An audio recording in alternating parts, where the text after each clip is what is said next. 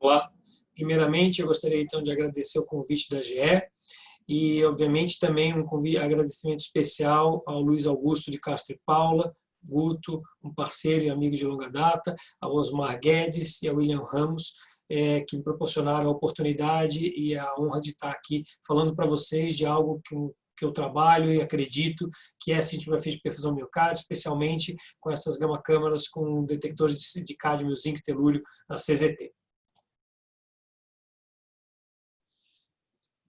Então, nos próximos minutos eu vou falar para vocês então da CZT, das vantagens clínicas, mas na verdade, primeiro para falar de vantagens da clínica, eu preciso que vocês entendam efetivamente um pouquinho da gama-câmara, o que é a gama-câmara tradicional, o que a CZT representa de evolução para essa técnica e efetivamente como ela se traduz na prática clínica e para os nossos pacientes. É claro que eu não tenho conflito de interesse nessa apresentação. Primeiramente, eu quero falar com os senhores, então, para falar isso, sobre essa técnica, essa tecnologia, falar do crescimento acelerado que a tecnologia vem tendo nos últimos anos. Vejam como nós levamos quase 350 anos para sair da prensa de Gutenberg até a máquina a vapor, depois nós levamos só 50 anos para a lâmpada elétrica, e aí pouco mais de 100 anos para a invenção do carro, e aí a gente começa exponencialmente num processo de uma série de novas tecnologias, e da qual até o que a gente chega hoje, o streaming, as mídias sociais, a internet das coisas, mas eu não quero deixar de me furtar que eu acho que eles não colocaram aqui nesse gráfico uma das grandes evoluções que foram os videogames para quem da geração da década de 80, lembra muito e foi um dos grandes avanços aí. Para falar das gama-câmaras, então, acho que é falar do princípio da medicina nuclear, onde a gente injeta o paciente com um isótopo radioativo, que tem uma biodistribuição, e a gente utiliza, então, a gama-câmara, criada por Hal Anger, para detectar essa radiação, esses fótons gamas que estão saindo do paciente e formar uma determinada imagem, dependendo da biodistribuição. O equipamento ele considera basicamente 4 componentes, então nós temos primeiro os colimadores, que são responsáveis por colimar os fótons gamas que estão entrando em toda a direção, para que a gente possa localizar efetivamente a origem. Depois o cintilador, que normalmente é um cristal, por isso cintilografia, os tubos fotomultiplicadores que vão amplificar esse sinal e um computador que vai reconhecer o sinal elétrico e transformar em imagem. Então, do ponto de vista da gama-câmara, esses 4 componentes, nós temos então o colimador, o cristal, o cintilador, as fotomultiplicadoras e o computador. Mas podemos traduzi-los também da seguinte maneira. O colimador vai definir a localização do fóton gama de origem, o cristal vai cintilar e tornar esse gama, essa radiação visível, o sistema de fotomultiplicadoras vai amplificar esse pulso visível em sinal elétrico e o computador vai processar e formar uma imagem. Então, as primeiras gama-câmaras, elas eram câmaras com um amplo campo de visão, normalmente tinham apenas um detector, uma cabeça, depois, posteriormente, foi incluída uma segunda, elas tinham, os ângulos eram variáveis, inicialmente isso precisava de usar um contrapeso, então os primeiros equipamentos eram bem diferentes do que a gente vê hoje, e tinha um movimento, mas movimento muito limitado. Depois, gradativamente, vai se acoplando a novas técnicas, mas essas gamas, inicialmente, elas só permitiam imagens planares, de diferentes ângulos, mas planares. E por que eu estou falando isso? Porque esse senhor aqui, o senhor Albert Einstein, ele tinha comentado que se ele tivesse apenas 1 hora para salvar o mundo, ele gastaria 55 minutos definindo qual era o problema e apenas 5 minutos tentando achar a solução. É mais ou menos o que eu pretendo falar para os senhores, já que a gente falar das vantagens clínicas da CZT, eu tenho certeza que os senhores conhecem muito bem as aplicações das cintilografias de perfusão miocárdica na clínica e nos seus pacientes, mas tentar mostrar por que essa CZT ela se transforma numa incorporação tão grande de tecnologia que traz vantagem para o paciente além da patologia dele. Então, como a gente já falou um pouquinho da estrutura do que é uma gama-câmara convencional, me permitam lembrar esse outro device tecnológico, né, que é o telefone, inicialmente, e que evoluiu para isso aqui. Isso aqui era uma das grandes evoluções, o primeiro celular, e rapidamente, de 1980 em 30 anos, ele se transformou no que a gente tem basicamente hoje, smartphones. Mas vejam, senhores, que ainda que esse equipamento tenha sofrido evoluções, ele tem um princípio básico que é conectar as pessoas, transmitir voz, mas ele pode fazer muito mais coisas nos aparelhos de hoje. Veja que ainda que você seja inspirado no design normal, ele talvez já tenha uma série de outras funcionalidades. Por exemplo, o ato de discar, que era efetivamente o que a gente fazia nesse aparelho para falar com alguém, hoje ele já não existe mais. Assim como na CZT, a cintilação que dá nome às gama-câmaras, a cintilografia, também já não existe mais. E aqui a gente não disca mais, é um toque digital, é um tom digital. Além de você incorporar relógio, sem fio, uma série de outras inovações. Por que eu estou comentando isso? Porque uma das grandes inovações na cintilografia como um todo foi a transição da técnica tomográfica, da técnica planar, ou seja, onde eu adquiri imagens planas similares ao raio-x, para a técnica que a gente chama de tomográfica. Então, a técnica tomográfica ela se aplica a vários métodos, que nada mais são do que adquirir uma série de imagens planares em diferentes ângulos e, uma vez adquirido esse conjunto de informações em diferentes ângulos, utilizar, então, uma capacidade de processamento computacional para reconstruir essa informação de diferentes ângulos para que você reconstrua aquela informação novamente em um objeto, né, uma imagem tridimensional muito semelhante ao do objeto que gerou essa imagem. Então, esse é o processo de reconstrução. Por que eu estou falando disso para os senhores? Porque isso vai ser importante para a gente falar do avanço que esse equipamento também significa.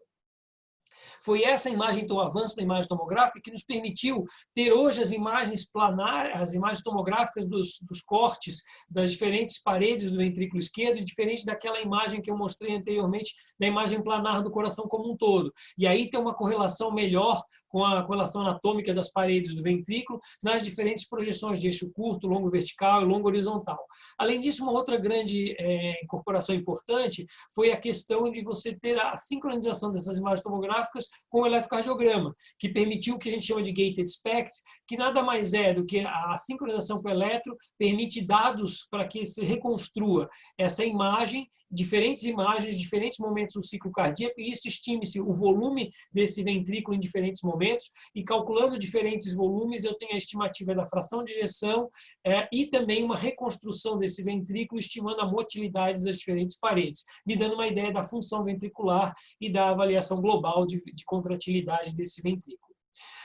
Falando então, a gente precisa caminhar um pouquinho mais nessa nossa jornada para falar um pouco dos equipamentos e da capacidade computacional empregados nesses exames cardiológicos de medicina nuclear. Qual, então, que eram as limitações da cintilografia tradicional, né? As câmaras elas não tinham sido projetadas para especificamente fazer coração, elas foram projetadas para outras aplicações clínicas, na verdade, para aplicações gerais. Então, a câmara poderia fazer uma cintilografia óssea, uma cintilografia renal, pulmonar e também cardíaca, mas ela era, a princípio, uma câmara de propósito geral.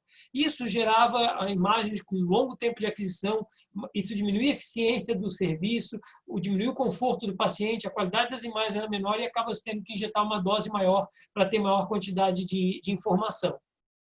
Então, a primeira ideia foi o quê? Otimizar os métodos de reconstrução. Então, lembra que eu falei para os senhores da questão da capacidade computacional e de processamento para reconstruir aquela imagem, ou seja, nesse processo de formação de imagem da medicina nuclear, existe uma perda de informação significativa, da ordem de 15% a 20%. Então, o uso de softwares computacionais para tentar recuperar um pouco dessa informação perdida. Então, aqui um dos exemplos é um software de ganho de resolução que tenta melhorar ou recuperar essa informação que é perdida nesse processo de formação de imagem. Esse é um exemplo de uma câmera tradicional, uma imagem feita com 15 minutos, 30 segundos em cada projeção, em cada imagem, diferente desta imagem, que é muito similar em termos de ponto de vista, inclusive, diagnóstico, feita com a metade do tempo, né, utilizando um software de ganho de resolução. Vejam, era 15 segundos a cada imagem, enquanto que na outra eram 30 segundos. Uma publicação do Dr. Gordon Dupuy e também do Dr. Salvador Borges Neto, brasileiro que está na Duke University já há muito tempo. Então, nós passamos então, a otimizar os métodos de reconstrução de imagem e o próximo passo foi então o quê? Talvez desenvolver câmaras dedicadas às aplicações cardíacas. E aí, então, a ideia era modificar a geometria dos detectores, tentando otimizar a amostragem daquela informação tomográfica. Nós saímos desses detectores de amplo campo de visão, que giravam em torno do paciente, para tentar colocar o coração no centro e fazer os detectores terem como foco o órgão específico do nosso objetivo. Para isso, eu quero só lembrar essa frase aqui do senhor Stephen Elop, que era o CEO da Nokia antes dela ser vendida. Ele comenta que eles não fizeram nada de errado, eles apenas, de alguma maneira, perderam. As coisas simplesmente não deram certo. E é por isso que, independente de qualquer coisa, a gente precisa evoluir. né? E essa foi a evolução desde o Hauanger de 58, as câmeras iniciais com um detector que giravam manualmente, depois você vai para as imagens 2 detectores tomográficas, as câmeras cardíacas dedicadas, até a gente ter a nossa evolução que chegam às câmeras CZTs com imagens tomográficas estáticas. Então, vejo, senhores, essas câmeras grandes, com amplos detectores grandes, com amplo campo de visão, com cristal de iodeto de sódio, um cristal e fotomultiplicadoras para detectar a cintilação, com ângulos variáveis. Elas evoluíram para uma câmera cardio dedicada, mas ainda usando o mesmo princípio de formação de imagem com cristal de iodeto de sódio e fotomultiplicadoras, mas com campo de visão menor, um ângulo mais fixo e focado no coração. Até que nós chegamos nas câmeras hoje cardio dedicadas, além de um detector mais sensível, um semicondutor baseado em cádmio, zinco, telúrio, aqui também com múltiplos pinholes, eu vou comentar para os senhores essa outra tecnologia incorporada, com um campo de visão menor, mais restrito, mas agora com ângulo fixo e aquisição totalmente estática, sem movimentação. Mas a evolução desse processo foi em etapas, é um degrau de cada vez. Então, inicialmente, a primeira evolução foi a modificação dos colimadores. A ideia de modificar o colimador aqui arqueado, aplicando pequenas fendas, de modo que uma maior área do coração pudesse ser vista a maior área do detector. E aí aqui também se aplicou uma geometria diferente desse detector, ainda era baseado num cristal de iodeto de sódio, mas um detector arqueado. E ele ainda precisava, obviamente, pelo mesmo princípio, das fotomultiplicadoras para amplificar o sinal. Essa câmera com esse desenho, aqui é um exemplo, comparando um exame convencional em 20 minutos, que são essas imagens, com a mesma imagem do paciente realizada em apenas 3 minutos. Vejo que são imagens bastante similares, com uma qualidade bastante satisfatória. A outra tentativa, e aí foi a questão do que eu comentei previamente, é uma outra ideia, que é aplicar múltiplos pinholes. O pinhole do termo, ele significa buraco de agulha, na verdade, e nada mais é que o quê? Você aplica pequenos orifícios onde você tenta ampliar a área do objeto que está sendo avaliado em relação ao detector que está enxergando. Como é isso? Na verdade é o seguinte, você tem um gantry rotatório, quando você tem um colimador, né, um detector com amplo campo de visão, a área que você está adquirindo da imagem e objeto é uma pequena área de todo esse detector. Quando você acrescenta esses múltiplos pinholes, você vê que uma área aqui estende para uma área maior do detector, a mesma coisa acontecendo em todas as superfícies detectores. Então, com isso, eu consigo que uma superfície maior do detector esteja avaliando o meu órgão-alvo, que é o coração. Com isso, eu tenho maior superfície, maior sensibilidade, maior estatística, maior quantidade de informação. Mas vejam que esse é um exemplo de uma imagem daqueles múltiplos pinholes. Cada imagem agora é diferente da outra, e isso se coloca como outro desafio do ponto de vista de reconstrução de imagem. Bom, nós já conseguimos otimizar o método de reconstrução, desenvolver câmeras dedicadas a aplicações cardíacas com geometria dos detectores, otimizando a amostragem tomográfica, melhorar o design dos colimadores, e o próximo passo foi o quê? Melhorar o material. E aí é onde entram os nossos famosos CZT, os semicondutores com detectores de cádmio, zinco e telúrio. Inicialmente, então, nós tínhamos aquele cintilador com cristal de iodeto de sódio, onde a cintilação ocorria e ela se espalhava em vários direções, tendo uma superfície de acoplamento óptico para ser detectada, então, essa cintilação pelas fotomultiplicadores que iriam gerar o pulso elétrico amplificado para o computador para localizar essa cintilação. Já no detector de cádmio, zinco e telúrio, existe uma conversão direta, ou seja, o fóton gama de radiação ele entra no detector e ela transforma diretamente essa radiação gama num pulso elétrico. Outra questão é que esses detectores que têm basicamente 5 por 5 centímetros, eles têm um pixel do tamanho de 2,46 milímetros, que é consideravelmente menor do que o pixel de uma gama-câmara normal, algo em torno de 6,4 milímetros. E isso aumenta a resolução do sistema. Então é isso que eu quis falar para os senhores em relação à conversão indireta. Vejam, o raio gama, o raio-x bate no cristal, ele cintila, você tem um espalhamento dessa cintilação que é detectada pela uma fotomultiplicadora que gera o pulso elétrico, por isso fotoelétrico. E aí, então, esse pulso elétrico é reconhecido pelo computador e gerando uma imagem da localização inicial estimada desse desse raio, desse fóton gama. Já na CZT, no detector CZT, existe uma conversão direta. O raio gama, o raio X, ele bate no detector, ele é convertido diretamente em impulso elétrico e já vai para um sistema eletrônico de detecção. Então, com isso, ele permite duas coisas muito importantes: uma maior resolução espacial e uma maior resolução energética. Então, ou seja, a eliminação todo aquele processo de formação de imagem com a cintilação e as fotomultiplicadoras diminui as perdas desse processo. Isso permite a melhor resolução espacial e energética que eu comentei, tem um menor tamanho desse sistema, comparado aqui, veja o tamanho do detector de CZT de 5x5, quanto só a fotomultiplicadora, que estaria em cima de um cristal que é consideravelmente grande. A aquisição de imagem com múltiplos isótopos, ele consegue diferenciar melhor pelos picos de energia, pela melhor resolução energética entre isótopos com picos de energia muito similar, aqui, por exemplo, do Tecnest 99 com o iodo 123. Tempo mais rápido de aquisição ou então menor radiação, menor dose para o paciente, permitindo maior flexibilidade também no design das câmaras. As câmaras com CZT, elas passaram por basicamente dois designs diferentes que foram incorporados. Um primeiro design que incorporou uma coluna de CZT que tinha dentro de uma estrutura, mas que tinha uma pequena movimentação para varrer uma pequena superfície do coração. Então, o detector como um todo era estacionário, mas cada uma das colunas de CZT elas eram móveis para varrer uma área do coração. Já o outro desenho, ele incorporou, além do detector de CZT, os múltiplos pinholes, para que uma área pequena, né, um detector pequeno, estivesse enxergando uma área maior de coração. Qual que é o conceito aqui? É quase como se cada sistema desse fosse múltiplas gamma-câmaras pequenas direcionadas ao ventrículo esquerdo, para cada um para uma parte desse ventrículo, não havendo peças móveis. Com isso, esses múltiplos pinholes permitiam um aumento da sensibilidade.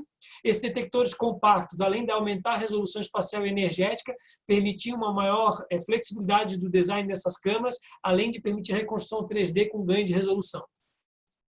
Esse é um exemplo de literatura, da literatura inicialmente, onde a gente tem aqui uma câmara convencional, com uma imagem de baixa dose que levou 15 minutos para ser realizada, em relação a um estresse aqui de baixa, também com baixa dose, que levou 3 minutos para ser realizada. Nesse caso, aqui um outro exemplo de um paciente com alta dose, que foi feito em 15 minutos, e aqui um paciente com alta dose, um repouso feito apenas em 2 minutos. Né? Isso é verdade tanto para pacientes normais quanto para pacientes alterados. O que a literatura nos fala em relação a isso? Que a cintilografia de perfusão miocárdica com metade da dose de radiação é factível com boa qualidade de imagem. Comparado às imagens convencionais, as CZTs são mais frequentemente interpretadas como normais, com desfechos clínicos idênticos após um ano. E elas acabam reduzindo com isso a necessidade de testes adicionais, além da possibilidade de redução da dose média de radiação e do tempo de imagem do paciente.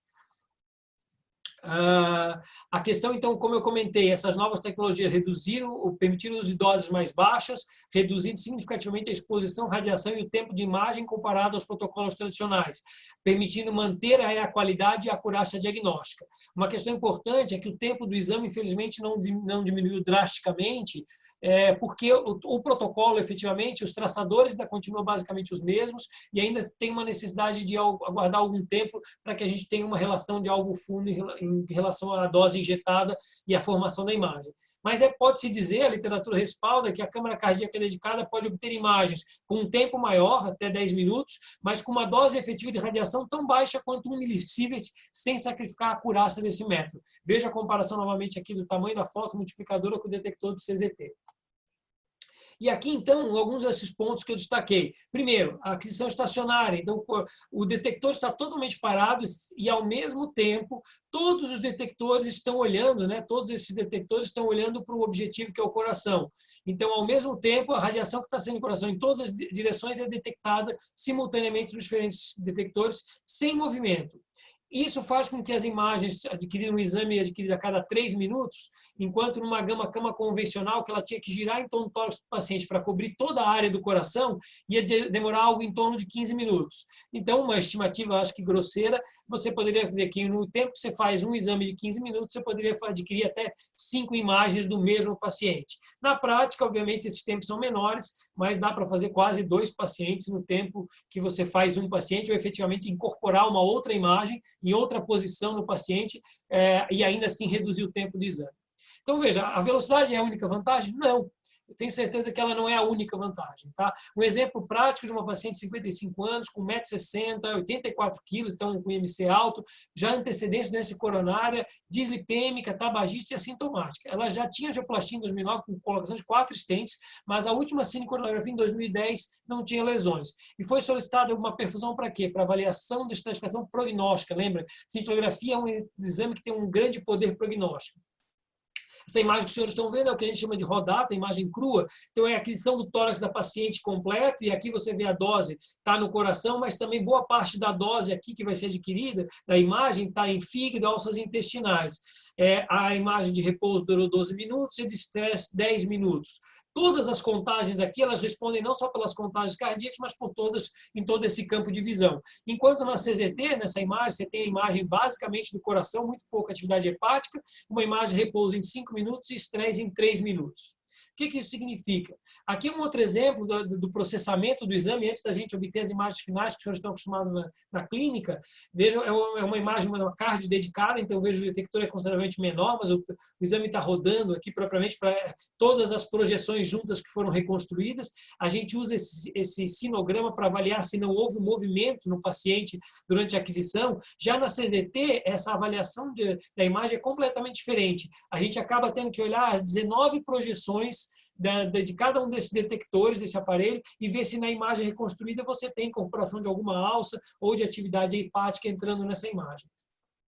E lembrando daquela paciente em questão, vejam os senhores aqui, no exemplo da imagem da cardio dedicada, é fácil notar que você tem uma diminuição de captação na parede anterior, tanto na imagem de repouso, quanto no esforço, tanto nos cortes aqui, quanto na imagem do bullseye do mapa polar. A mesma paciente, feita numa câmara CZT, vejam que essa diferença não é tão nítida. A parede anterior parece basicamente normal, a despeito de que isso aqui era um artefato de atenuação mamária. Então, mas vejam que a câmara, isso interfere muito menos, porque lembrem que essa câmara tem uma sensibilidade consideravelmente maior, de 5 a 10 vezes maior, tem uma quantidade de informações que ele vai adquirir maior, e com isso uma informação de maior quantidade e qualidade. Esse é um outro exemplo aqui, senhores, 2 exames basicamente normais, mas vejam esse exame aqui adquirido em uma câmara convencional e esse exame adquirido em uma câmara CZT. E aqui com as imagens de estresse em posição supina e em posição prona. Vejam que a posição supina tem uma pequena diferença em relação à prona na parede inferior, que é melhor, mas nitidamente a diferença em relação a essa imagem de supina, essa imagem supina poderia me deixar alguma dúvida nessa imagem convencional. Aqui talvez eu não precisasse nem fazer prona, o que a gente faz, na verdade, por protocolo no nosso serviço. E o que eu posso dizer dessas imagens CZT? Elas permitem melhor definição, melhor identificação da cavidade, melhor definição dos bordos, melhor qualidade da imagem e melhor revelação do alvo fundo entre as paredes do ventrículo e a atividade de fundo. Isso é importante porque na literatura foi demonstrado que quando você está analisando as imagens de prona ou de supina, vejam que a sensibilidade é muito alta em ambos, em azul em supino e em cinza em prona, mas a especificidade da imagem de supina, principalmente na parede inferior, é consideravelmente menor. A imagem de prona melhora. E quando a gente compara a análise combinada de prona e supina, a acurácia, a área sobre a curva ROC é maior do que as duas, do que qualquer uma delas analisada isoladamente. Então, isso acaba sendo importante, a gente incorporou isso no nosso protocolo, rotina, prona e supina para todo mundo que puder. E uma máquina que é mais rápida em fazer imagem, me facilita na dinâmica do serviço, onde eu posso fazer uma imagem a mais para todos os pacientes, sem comprometer a logística de todo o setor e propriamente até o conforto do paciente. E para isso, a gente fez um trabalho e analisou a qualidade da imagem de perfusão miocárdica da câmara CZT versus as convencionais e o impacto na análise médica. O que nós fizemos? Nós fizemos uma análise cega de 130 pacientes adquiridos de modo aleatório nas diferentes câmaras que nós dispomos, todos mesmo fabricante, uma CZT, uma de propósito geral e uma cardio dedicada com cristal ainda de iodeto de sódio. A distribuição basicamente similar como está aqui. E o que se observou? A análise era cega dos 130 pacientes, com 4 observadores experientes, isso gerou uma análise de 520 imagens. E aí, o que a gente notou é que a frequência de imagens considerada de qualidade excelente foi muito maior na câmara CZT quando comparada às câmaras convencionais. E o que a gente pôde concluir? Que a CZT apresentou um impacto positivo, permitindo a aquisição de imagens de melhor qualidade, com maior frequência, quando comparados aos equipamentos convencionais, em menor tempo. Entretanto, isso não refletiu significativamente na análise diagnóstica dos exames por observadores experientes. Tá? Outra questão interessante é a performance dessas câmaras com baixas doses de estresse-repouso quando comparadas em relação. Vejam nesse trabalho do colega, que é o Dr. Fábio Esteves, que foi chefe da cardiologia nuclear da Universidade de Emory, onde grande parte dos trabalhos de validação dessas câmaras foram feitos juntamente com o pessoal de Haifa, em Israel.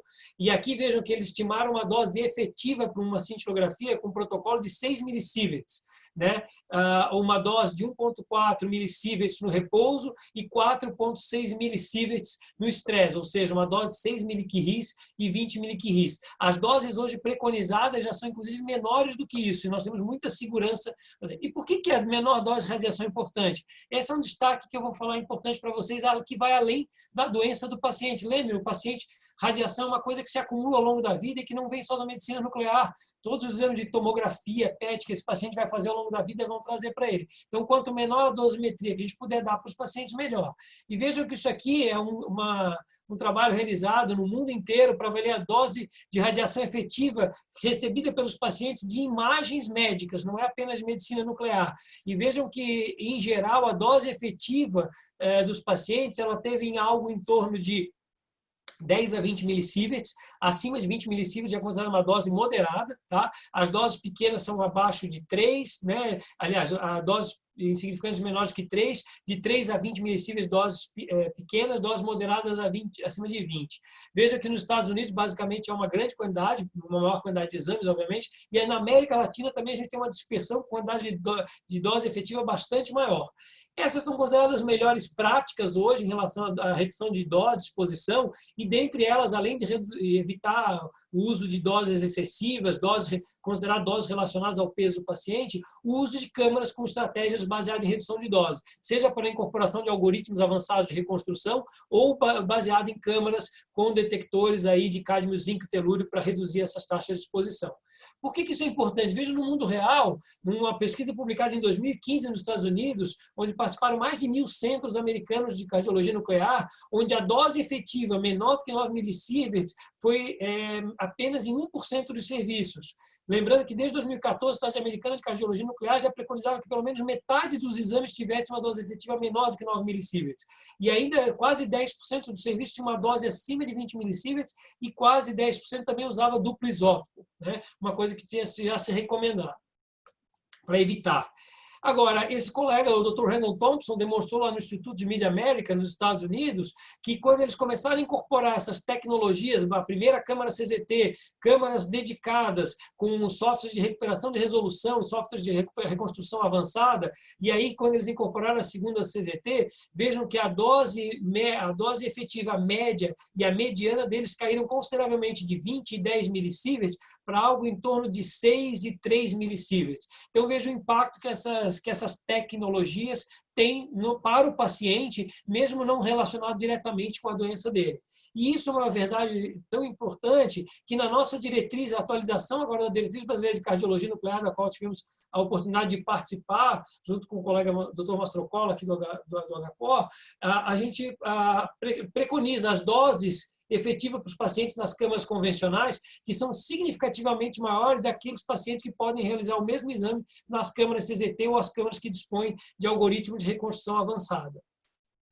Para dar um exemplo da nossa prática clínica, da nossa experiência, então nós dispomos de 2 dessas câmaras CZTs desde o segundo semestre de 2012, e em 2012 e 2013 nós fizemos um pouco mais de 5.000 exames, em 2014 em torno de 4.500 exames nessas máquinas, e de 2015 a 2019 mais de 40.000 exames. Nós já estamos acumulando mais de 50.000 estudos só nessas câmaras CZTs, e hoje eu posso dizer que 60% dos nossos exames dos nossos pacientes fazem estudos nestas máquinas. E o que eu ia mostrar para os senhores é uma questão questão aqui em relação às práticas preconizadas.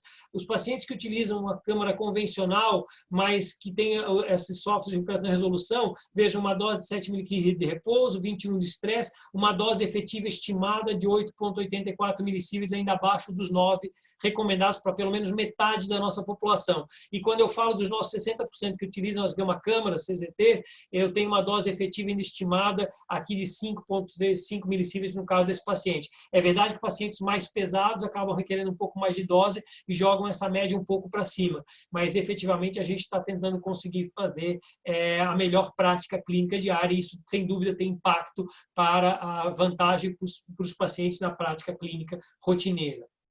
Além disso, as estratégias de ajuste de dose ponderal permitiram a redução da dose de modo significativo. Avanços na instrumentação da cardiologia nuclear também permitirão rotineiras exames de estresse e repouso com dose abaixo de 5 milisievert e é possível reduções talvez até maiores ainda com o uso de redução do tempo de aquisição padrão para talvez até 2 ou 3 milisievert. Então, em relação à radiação, é importante comentar, e esse eu acho que é um dos pontos fortes dessa metodologia, a redução de exposição médica à radiação no tema atual é que passará a fazer parte do processo de decisão clínica. E os estudos de perfusão miocárdica e medicina nuclear com baixas doses são factíveis e disponíveis graças a diversos avanços relacionados aos programas de reconstrução, à tecnologia aplicada às câmaras, como os próprios materiais dos detectores, como o CZT, novas estratégias e protocolos de imagem. E o que ele quais são as perspectivas futuras aplicações clínicas? Essa metodologia do CZT, além como ele tem uma sensibilidade muito maior, uma redução de imagens com maior quantidade de informação, ele está nos permitindo, assim como outras gama-câmaras também permitem, mas talvez o CZT isso tenha algumas vantagens, avaliação talvez da contratilidade para avaliar ressincronização, respostas à ressincronização, avaliação da função ventricular e da sincronia mecânica de pacientes de insuficiência cardíaca, avaliação do remodelamento ventricular por técnicas de cardiologia nuclear e talvez até agora a avaliação da reserva coronária de fluxo de modo não invasivo com medidas objetiva por esses métodos, uma vez que esses equipamentos permitem imagens dinâmicas em tempo real para que a gente possa fazer as imagens de reserva de fluxo, tanto do repouso, da imagem de fluxo tanto de repouso quanto do esforço.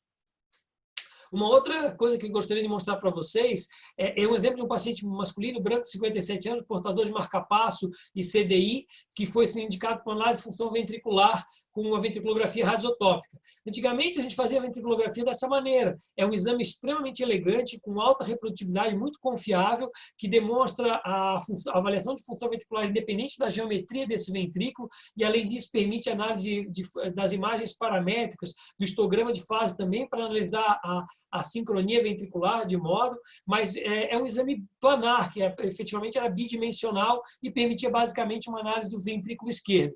Hoje, com câmeras CZT tomográficas estáticas, aqui eu demorava 10 minutos, hoje em 5 minutos eu faço essas aquisições tridimensionais que permitem a reconstrução volumétrica de ambos os ventrículos, com estimativa não só do volume, mas também da fração de ejeção do ventrículo direito e esquerdo, e também a avaliação do histograma de fase e da avaliação da sincronia ventricular, tanto intraventricular quanto interventricular. Então, essa é uma grande possibilidade que foi incorporada por essa tecnologia de CZT que nós não dispunhamos anteriormente. Outra questão, lembrando em relação à avaliação da função ventricular, que ela já havia sido incorporada pelo Gated SPECT, aqui é só uma demonstração dos softwares que a gente dispõe. Esse é o ECT, do Emory Toolbox, é um software que a gente utiliza. O outro software que é efetivamente também para avaliação de função ventricular. A gente faz rotineiramente o cálculo em ambos. E aqui uma coisa que a gente incorporou lá da ventriculografia, que, se o senhor nos permitir, lembre, tinha demonstrado a análise de histograma de fase, que era feita no exame de hemácias marcadas. Aqui nós estamos falando de um exame de perfusão miocárdica, com fluxo com as paredes do ventrículo, a gente faz análise do espessamento sistólico dessas paredes e consome o mesmo histograma de fase com a mesma análise de sincronia ventricular num estudo agora de perfusão. Então, perfusão me permite, além da análise de fluxo, da perfusão miocárdica, da função ventricular, também agora da sincronia ventricular. E esse é um outro exemplo do impacto nas vantagens clínicas. Veja, esse é um exame de CZT, aparentemente não parece um exame muito bonito, mas vejam, senhores, esse paciente já tem uma alteração, é um paciente feito agora em julho, dia 9 de julho, é um paciente que praticamente sintomático, teve um episódio de dor, é um piloto de avião de 60 anos, teve um episódio de dor atípica quando andava de bicicleta, ele fazia atividade física com regularidade, e veio realizar esse exame em nível ambulatorial. Esse exame foi realizado, o paciente reproduziu o sintoma ainda que sem alterações eletrocardiográficas, e vejam os senhores, ele tem um defeito pequeno de perfusão e repouso, mas com uma grande área de isquêmica em todo o território de parede anterior, toda a região septal, provavelmente uma lesão proximal de DA, um defeito aqui, vejam, no septo e parede anterior. Esse paciente logo 3 dias depois foi a cinecoronariografia, mostrando uma DA suboccluída, que foi angioplastada e recanalizada com sucesso. Então, esse é o resultado que os senhores estão acostumados do ponto de vista clínico da cintilografia efetivamente como um todo, e que a CZT ainda permite fazer o mesmo resultado, com menos dose, com menos tempo, maior conforto do paciente, com a mesma acurácia e confiabilidade. E aqui um outro exemplo, do exame sem alterações de perfusão, com função ventricular preservada, com imagem de prona, com menor tempo de aquisição para o paciente, com maior conforto. Eu posso dizer, por experiência própria, que o paciente aqui sou eu. Esse exame meu foi feito esta semana, dia 14, né, como controle, efetivamente. Eu tenho um risco intermediário e sou atleta amador, vamos dizer assim, maratonista amador. Então, acredito muito no que a gente faz na medicina nuclear, na cintilografia e na cardiologia nuclear como ferramenta de análise prognóstica, de estratificação de risco e também análise diagnóstica. Então, eu só posso agradecer a vocês a atenção e deixar como ponto-chave, como mensagem, lembrar que a CZT ela elimina a cintilação e a fotomultiplicadora, então, que deu nome à cintilografia. Com isso, ela melhora a resolução espacial energética, tem uma maior taxa de contagem de 5 a 10 vezes, isso permite um melhor contraste, permite reduzir a dose injetada, mantendo a qualidade, ou também reduzir o tempo de aquisição com menor radiação e uma maior flexibilidade nessas câmaras. E fica meu agradecimento especial à nossa equipe, trabalha comigo a Flávia, o Mastro e o Daniel, e meu muito obrigado a vocês que nos assistiram e à AGE pela oportunidade. Obrigado, ficam aqui os meus contatos, quem quiser, à vontade, foi um prazer enorme, uma grande honra, muito obrigado. Fiquem com Deus e fiquem seguros.